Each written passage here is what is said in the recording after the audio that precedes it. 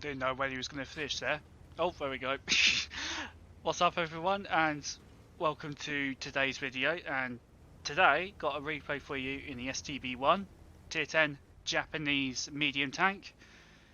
And I only picked this thing up recently. I never played this tank before it received those massive buffs to the gun depression and the gun as well. Before, I just had no interest really in this tank. I had tanks that could do almost every job better than the STB1 back in the day. Fair enough, it had great DPM, but the gun handling on it was trash. And now it's got the Hydro pneumatic suspension carried over from the Swedish line, and this thing has 14 degrees of gun depression now. And the gun has received some really nice buffs as well, so they've lowered the alpha damage and just gave the gun some really decent gun handling. And 360 alpha with this rate of fire works really well as well. You can keep tanks perma-tracked basically, the rate of fire, and you can also get a tracking shot on the first shot, which is actually quite important in World of Tanks. Like, you get the Russian medium tanks, they sometimes struggle to get a tracking shot on that first shot, whilst this thing, it's just so much better at tracking than the Russian tanks. And before, they were the masters of tracking. So, the STB1, I absolutely love this thing. It's probably my favourite tier 10 medium tank at the moment.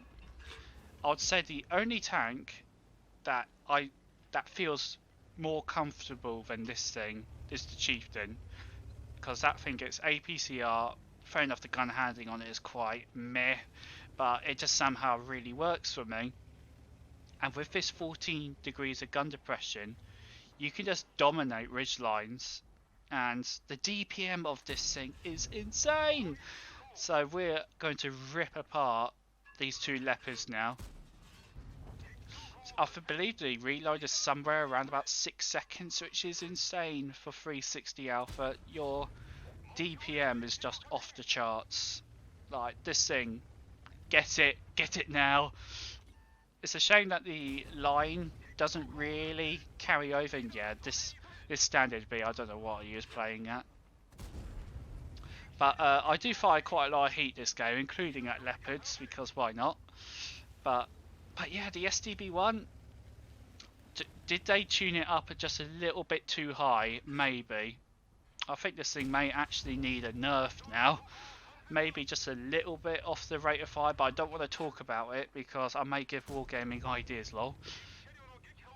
But we're up to 4k damage, and we haven't really done much this game, really, have we? We've just sat in a position, hold down, using our gun depression, and just farm basically.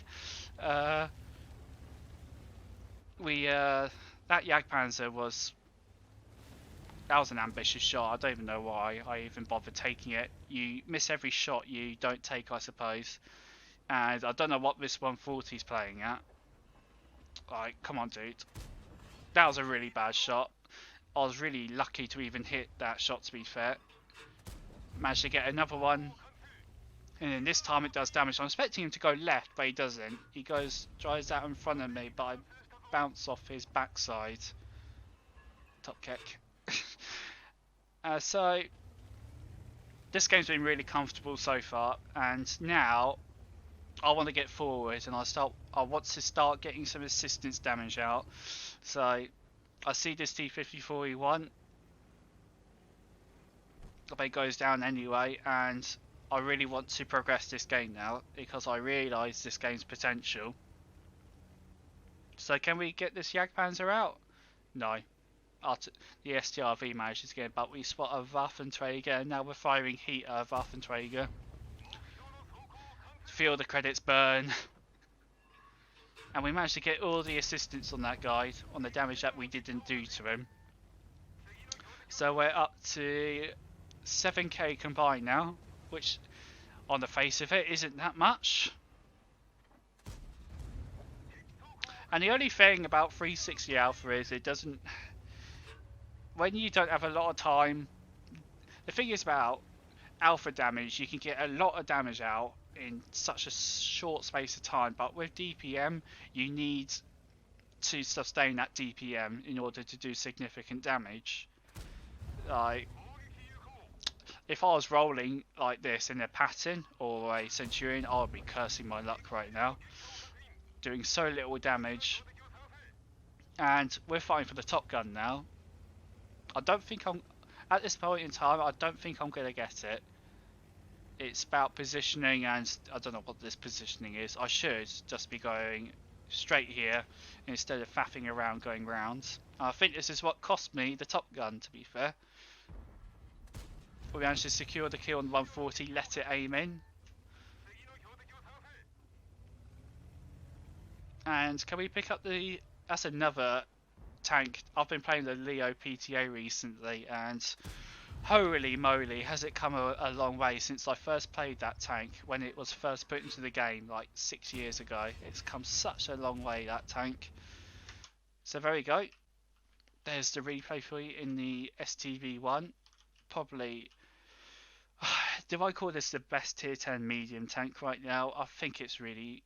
I think you have a point in arguing that case. I think Leopard 1 certainly is up there, the 907, the Progetto. There's lots of contenders, but this thing, considering where it was just in mediocre land with the AMX 30B, which is still there in mediocre land, and now this is probably one... This is definitely top 3 of the tier 10 medium tanks. So without further ado, let's look at the post-game stats. So here we are. We managed to pick up the Ace Tanker and the Confederate Medal. We managed to damage 10 out of 15 enemy tanks, which on the face of it in the STB1, that isn't remarkable.